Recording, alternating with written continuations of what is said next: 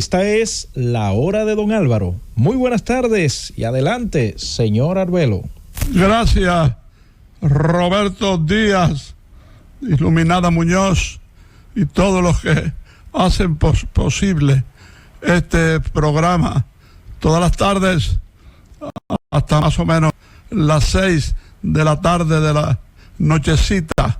Así es que no vamos a gastar tiempo en otras actividades, sino que le voy a decir a Roberto que le abra el micrófono a los amigos oyentes, porque ya estamos en la hora del señor Arbelo.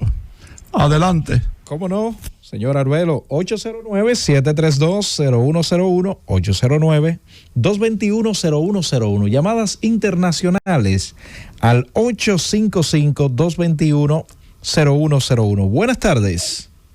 Sí, buenas. ¿Quién nos habla y desde dónde? Alex Mindy, aquí en el NACU. Su pregunta. Una pregunta, don Álvaro, pues yo te le pregunté ayer por el pitcher aquel que vino aquí de las estrellas, pero el rey de los hitters fue no la Reagan, una Pero era una pregunta. Pero si usted habla de Grandes Ligas, de récord, y usted quiere hablar de Richard y se trancó ahí. Esa es otra cosa. Este era un negro estadounidense que tiraba a 1000 la bola, y que el manager le dijo que no iba a lanzar en determinados encuentros, y él insistió y le dio un derrame cerebral. No sabemos si murió, sí sabemos que ha estado inactivo todo este cuento, toda esta historia, toda esta reseña, ¿verdad? Porque ahí mismo, como es natural, salió de circulación. Se llamaba James Rodney Richard. Saludos, buenas tardes. Buenas tardes, don Álvaro. ¿Quién nos habla y desde dónde? Carlos, desde Montecristi. Adelante, Carlos. Don Álvaro, ¿cuál tuvo más relaciones internacionales, don Juan o Francisco Peña Gómez? Los dos, porque Peña nunca fue presidente, y un presidente suena mucho en otros países, y don Juan sonó no solo como presidente y después como expresidente, sino como uno de los más importantes escritores de nuestra lengua. Ahora, Peña Gómez era el líder popular de República Dominicana, y eso lo hizo una figura imperecedera, con la diferencia con don Juan es que Peña también abrazó las relaciones internacionales, de manera que vamos a decir que fueron los dos líderes que en un momento dado se repartieron el favor y el fervor internacional. Saludos, buenas tardes. Buenas. ¿Quién nos habla? Le habla Juan desde Guayubín. Adelante, Juan. Sí, don Álvaro, ¿por qué el doctor Balaguer nunca se casó? Bueno, una pregunta de algo muy íntimo. ¿Por qué una persona no se casó? ¿O por qué una persona no tuvo hijos? ¿O por qué una persona se divorció 5 o 6 veces? Etcétera. Son cosas verdaderamente personales. Ahora, mi opinión, que usted quiere saber, mi opinión es la siguiente. El doctor Balaguer estaba demasiado enamorado de la política, del don de mando, y eso supongo que no le permitía estar detrás de ninguna mujer, ni aspirar a que una mujer lo tomara en cuenta para fines de gobernar el país. Yo resumiría esto de la siguiente manera. Balaguer sí tuvo amores y sí se casó con el poder, se casó con la gloria, etcétera. Saludos, buenas tardes. Buenas tardes. ¿Quién nos habla y desde dónde? Ana Iris Baez, de Massachusetts. Su pregunta, Baez. Yo quiero preguntarle al señor don Álvaro si Trujillo fue asesinado en la República Dominicana, ¿por qué fue enterrado en España? ¿Pero a quién usted se refiere, señorita? A Rafael Leónidas Trujillo, don Álvaro. No, pero aquí no podía quedarse. Hubiera sacado la gente, así estaba consciente Rafael Trujillo, cuando al día siguiente ya había movido el cadáver de su padre, inclusive de la propia iglesia donde se celebraron los actos finales, y se lo llevó. Sabía que el odio a su padre, ¿verdad? La vergüenza que sentía el pueblo dominicano, la reacción serían violentas, de romper el lugar y sacar el cadáver y despedazarlo en plena calle. Puede estar seguro que esa fue la principal motivación. Saludos, buenas tardes. Buenas tardes, Juan Pérez, Long Island, Nueva York. Su pregunta, Pérez. A ver si don Álvaro puede hablar algo de Ramón Cáceres. Cáceres, ¿verdad? Fue presidente de la República, estuvo involucrado en el asesinato, en la acción cobarde contra el presidente Ulises Heró. Después él mismo, o sea, antes de eso, él mismo involucrado en asesinatos políticos, en asesinatos que no buscaban otra cosa que no fuera el poder, y así lo logró, ¿verdad? Y gobernó el país hasta el 1899, echándose la paloma. Bueno, ahí estaba Moncáceres. Moncáceres fue jefe del ejército con el general Ulises Heró. Antes había sido jefe del ejército con el presidente Concepción, ¿verdad? De manera que, dígame usted, ¿cómo puede uno adivinar el por qué un hombre de Estado con tantas facilidades para las cosas optó en cuanto a mujer, en cuanto a sexo se refiere, mantenerse al margen?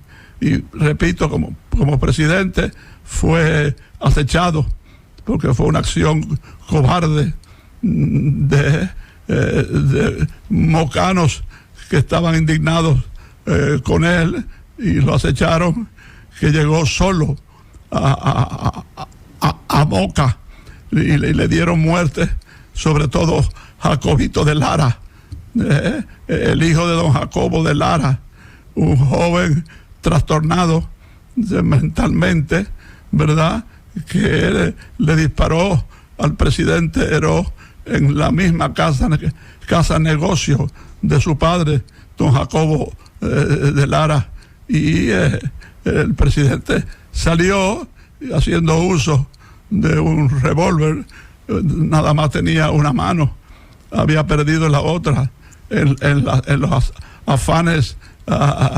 internacionales y locales para llegar a la presidencia. Entonces Moncáceres estuvo presente ahí en la traición al presidente Heró, y después a su vez fue presidente de la República, y quedó prácticamente solo cuando iba por la avenida, lo que hoy es la avenida Independencia, y fue masacrado por sus enemigos, muerto a tiros. Y entonces vinieron varios presidentes provisionales para sustituirlo, después de haber hecho un buen trabajo. Y recuerde aquello de preso por la Guardia de Mon. Saludos, buenas tardes. Buenas, Roberto. Carlos, desde Rhode Island. Adelante, Carlos. Una pregunta para don Álvaro. El doctor Goebbels, de la tiranía nazi, el trabajo de él era solamente la propaganda del régimen, tenía otro trabajo aparte de eso. No, usted quiere algo más grande que ser el coordinador de los afanes de una tiranía. No puede haber algo más delicado. Usted se refiere a Goebbels, a Paul Joseph Goebbels, ministro de Cultura y ministro de Propaganda, y un hombre que le dio, vamos a decir, forma a ciertos aspectos de la tiranía de Adolf Hitler, hasta que final, ¿qué pasó? Hitler se suicidó junto con su recién matrimonio con Eva Braun, y él y su esposa, me refiero al doctor Goebbels, envenenaron a sus 6 hijos, dije, para que los rusos que ya estaban en la Cancillería no dispusieran de ellos, un gesto parte de una monstruosidad, y después él y la esposa se suicidaron. Ahora, en cuanto usted dice que qué más hizo por Hitler y sus afanes guerreristas, bueno, y usted quiere algo más que mantener un régimen basado en una fuerza omnímeda, una fuerza de una presencia monstruosa, justificar todo eso. No, de ninguna manera. Él era parte integral de la promoción de la tiranía hitleriana. Saludos, buenas tardes. Buenas tardes. Aló. ¿Quién nos habla y desde dónde? Miguel Ángel Pérez, de Haití. Su pregunta, Pérez. Para preguntarle a don Álvaro sobre una anécdota de una bruja que Balaguer mandó matar. No, aquí no estamos para hacernos eco de brujas y de que Balaguer mandó a matar a una bruja. Seguro que en Haití vamos a mantener la superación, la cordura y la calidad de preguntas y respuestas. Saludos, buenas tardes. Sí, buenas tardes, Roberto Castillo, del distrito. Adelante. Don Álvaro, ¿usted entiende que las razones de la ONU sobre el conflicto árabe-israelí han avivado el conflicto o han solucionado algo, ciertamente? Solucionado nada. Ha sido totalmente injusto con el pueblo palestino, porque en 1947, cuando se fundó la ONU, se estableció el Estado de Israel, el hermano Estado israelí, con todas sus tradiciones. Sin embargo, la resolución de la ONU contemplaba 2 estados, el judío y el Estado palestino. Todavía hoy los palestinos están esperando por su Estado, que no les acaba de llegar. Saludos, buenas tardes. Tiene que bajar o apagar el radio un segundito para que nos diga su nombre, de dónde nos llama y cuál es su pregunta. Buenas tardes. Sí, buenas tardes. ¿Quién nos habla y desde dónde? Martín, desde la Ciudad Olímpica. Adelante. Don Álvaro, me gustaría saber su experiencia. ¿Qué tuvo más importancia? ¿Qué tuvo más que ver? ¿Qué incidió más en la muerte de Trujillo? ¿La muerte de las hermanas Mirabal o la muerte de Carito de la Mata? La muerte de las hermanas Mirabal, porque todo está unido, una cosa con la otra. Lo de Tabito, incluso, una enemistad que tuvieron los mocanos, sobre todo esa familia mocana, que al final fue importante para ajusticiar a Trujillo. Pero como la hermana Mirabal, no hay otro crimen en la tiranía. Hay muchos crímenes, muchos asesinatos, muchas monstruosidades. Ahora, ninguno siquiera se acerca a la indignación que produjo hasta en muchos de los más allegados a Trujillo, el asesinato de las hermanas Patria, Minerva y María Teresa Mirabal. Saludos, buenas tardes. Sí, buenas tardes, Luis de Santiago. ¿Podría el señor Álvaro indicarme la razón principal por la cual es la disputa de las Islas Malvinas? La disputa de las Islas Malvinas es una cuestión, primero, de poseer una instalación militar como tiene Argentina para controlar esa zona. En segundo lugar, la producción de petróleo, que es enorme. En tercer lugar, también la producción de otros artículos de primera necesidad. De manera que, por un lado, un asunto de avance militar, de control militar. Por otro lado, de presencia militar en una zona muy importante y finalmente lo que mueve a las potencias, los recursos económicos. Última de esta ronda. Buenas tardes. Sí, buenas tardes. Sube un poco la voz, díganos su nombre y desde dónde nos llama. Buenas tardes para usted, para don Álvaro. Salud para don Álvaro. Yo quiero que don Álvaro me diga qué desierto tiene que Trujillo iban a matar en Azua el 20 de mayo, 10 días antes de matarlo en la capital. Probable, yo no lo puedo asegurar, pero es probable porque hubo muchos intentos de matarlo, y es probable por el hecho de que era un elemento ya muy odiado, que cada vez había más personas integradas a las luchas por eliminar físicamente a este tirano, a este monstruo de la política.